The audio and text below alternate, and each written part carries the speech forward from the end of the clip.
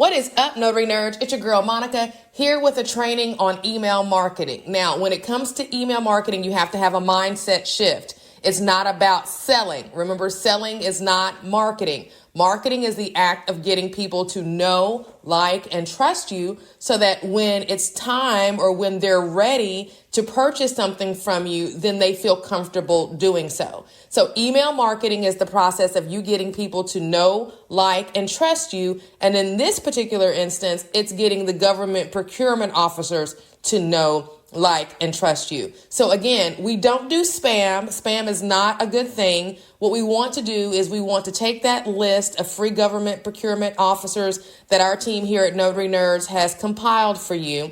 And you want to begin to develop conversations with each of those government procurement officers. And you're probably like, I ain't got time for that. Like, I've got a full-time job. I've got kids. I've got all kinds of things. I don't have time to send emails to these government procurement officers. Yes, you do.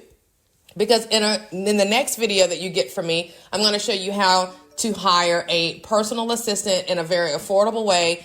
I mean, you might have to give up your Starbucks, okay? You might have to give up your McDonald's or whatever your fast food vice is for a month or two in order to be able to afford a good virtual assistant. But trust me, you can afford it, okay? So don't worry about that. And no, you're not going to send a mass email to every single one of these government procurement officers on the list. That's not what we're doing. We're sending individual emails so that we can develop individual relationships with each of these government procurement contracting officers in the hope that we will be top of mind, okay, when the time comes, right? So email marketing is about nurturing.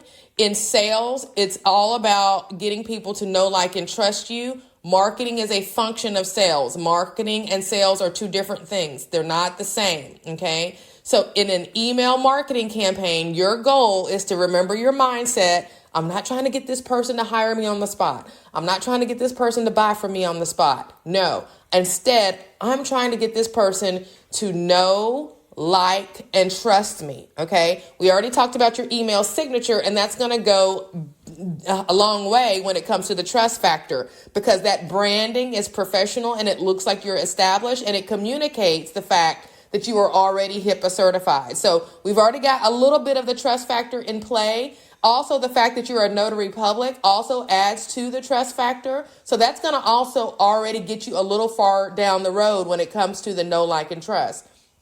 Now what we need to do is focus on getting them to know, like, and trust you. And that's going to be a time situation. You can't get anyone to know, like, and trust you in 2 minutes. Just think about your own relationships, especially the ones that you've had that you really trust the person. How much time have you spent with that person getting to know them? You see what I'm saying? It's not going to be any different with email marketing. So that means you have to have a series of emails that you deliver over time that are relevant to the government procurement officer, helpful to the government procurement officer, and that are not off-putting to the government procurement officer, okay? Those things are only going to take place with a well-crafted strategic approach to crafting the email content. And that's why your girl is here. That's what I'm good at, right? You have to think with the person that you're sending the email to in mind. So they don't want a whole bunch of emails from you talking about how great you are and how many loan signings you did and all of the things. No,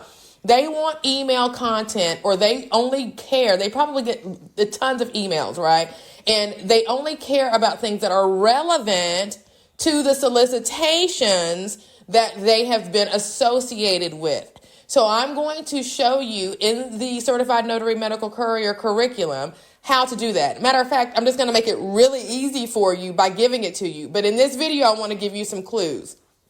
You want at least 12 emails.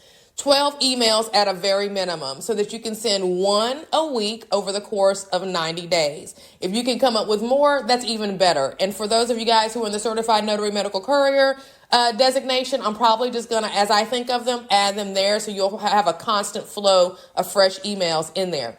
But to start, let's start with 12. 12 is a good thing because it gives you 3 months or 90 days, right? In order to be able to get to know, like, and trust a government procurement officer. In that first set of emails, we're going to be asking questions. The government procurement officer's job is to provide clarity. Even on the past solicitations that are closed, we're going to frame those emails in such a way to let the government procurement officer know that we are new to the government contracting space and we need their help. Nobody feels better than when you come to them and ask them, hey, can you help me out with this? You're so smart. Can you give me some guidance? So that's what the first 4 weeks of emails is going to be around regarding the solicitation that we identified in association with that government procurement officer. The second group of emails is going to be, here's what I have come up with in regards to the information you've provided me in the first 4 emails. So could you give me some insight as to how that I could improve this? Oh, and by the way, I see that there may be another opportunity coming up. And then, what should I do in order to, you're constantly asking questions in order to stay top of mind. You're not asking them of anything. That government procurement officer is getting paid by your tax dollars to answer questions. And so while you don't want to be annoying, you still want to understand that, hey, I want to get to know them. I want to let them know that I respect their authority and I'm coming to them for direction and advice.